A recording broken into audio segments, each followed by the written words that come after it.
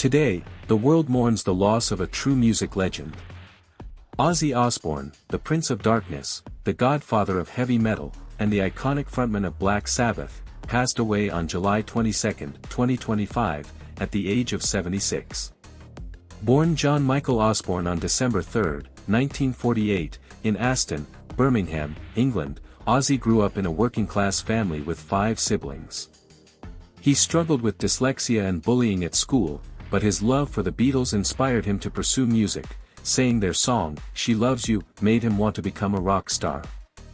In 1968, Ozzy joined forces with guitarist Tony Iommi, bassist Geezer Butler, and drummer Bill Ward to form a band originally called Earth, later renamed Black Sabbath.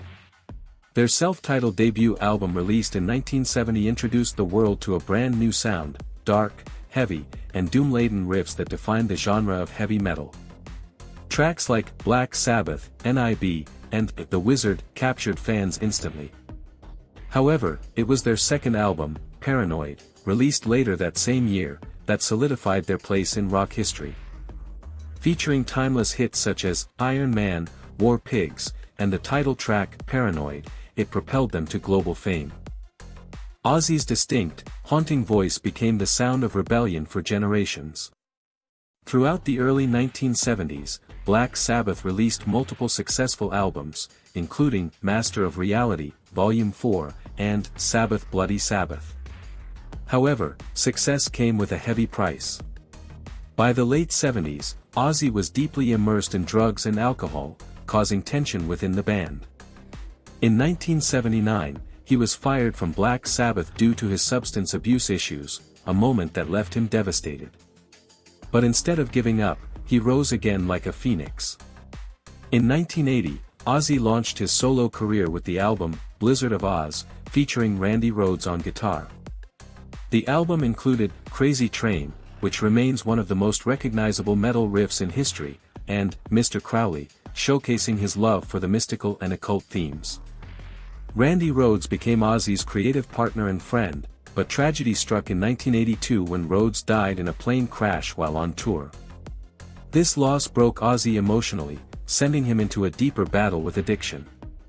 Yet he continued creating music, releasing albums such as Diary of a Madman, Bark at the Moon, and No More Tears. Ozzy's career was filled with shocking moments that earned him the nickname, Prince of Darkness. In 1982, while performing in Des Moines, Iowa, he bit the head off a bat thrown on stage, thinking it was a rubber toy. The bat was real, and Ozzy had to get rabies shots after the incident. He also faced accusations of promoting suicide with his song, Suicide Solution, which he denied, explaining it was about the dangers of alcohol abuse. Throughout his life, Ozzy battled legal and moral controversies but remained unapologetically himself. Behind the wild rock star image was a man deeply devoted to his family. In 1982, Ozzy married Sharon Osbourne, his manager and greatest supporter. Together they had 3 children, Amy, Kelly, and Jack Osbourne. In 2002, MTV launched The Osbournes, a reality show that portrayed their chaotic yet loving family life.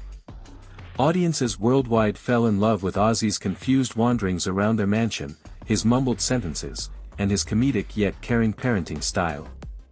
The show won an Emmy Award and introduced Ozzy to a new generation.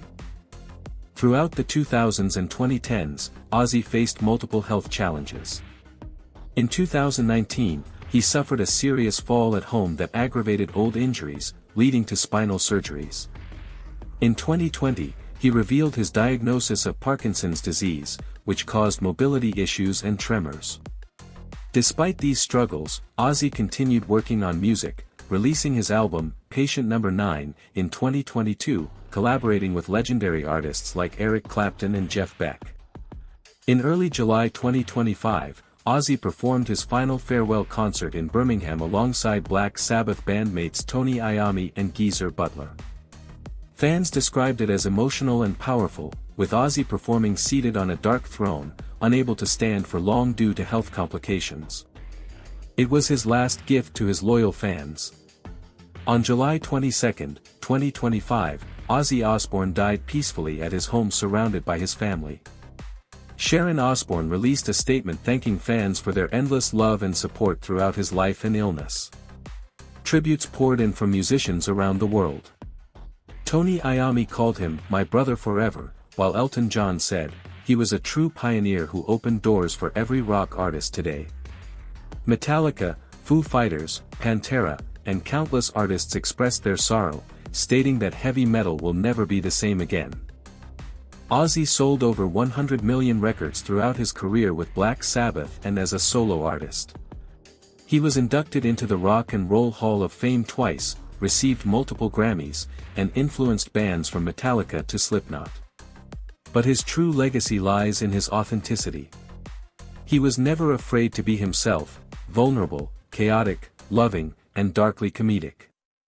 For fans, Ozzy was not just a musician. He was a symbol of rebellion, of breaking societal rules, and of living life unapologetically loud.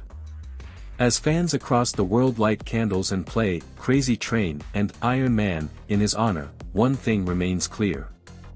Ozzy Osbourne may have left this world, but his music, his spirit, and his unique voice will echo in stadiums, bedrooms, cars, and headphones for generations to come.